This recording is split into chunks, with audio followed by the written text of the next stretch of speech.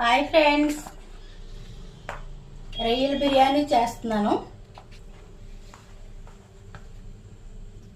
ముందుగా నెయ్యి వేసాను, కొంచెం వేరుశనగ నూనె కూడా వేసాను అన్నమాట. ఇదిగో పచ్చి రొయ్యలు, జీడిపప్పు,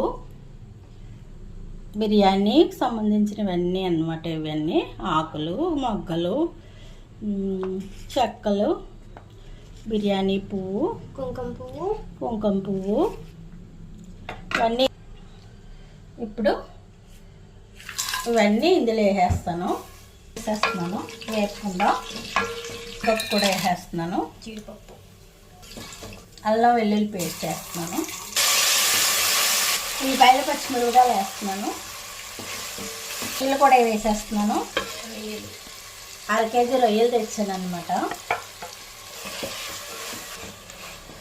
మధ్యలో ఫోన్ పోవడం వల్ల నేను వీడియోస్ పెట్టలేదు ఫ్రెండ్స్.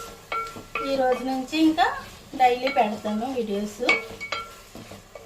ఫ్రెండ్స్, జీలకర్ర పొడి, గరం మసాలా పొడి, ధనియాల పొడి,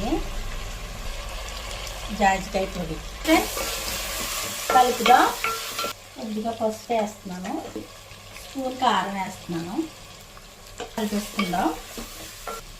ఉప్పు వేసుకుందాం ఫ్రెండ్స్. వాటర్ వేసి ఉడకనిద్దాం.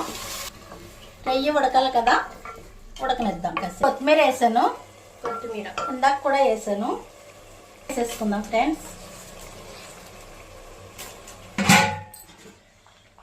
ఫ్రెండ్స్, గ్లాసున్నర బియ్యంతో 1.5 వేసాను అనమాట. వాటర్ వేస్తున్నాను. ఫుల్గా వేయట్లేదు ఫ్రెండ్స్, వేస్తున్నాను. కొత్తిమీర పైన వేసేస్తున్నాను ఫ్రెండ్స్. ఒక విజిల్ వచ్చాక దించేసుకుందాం ఫ్రెండ్స్.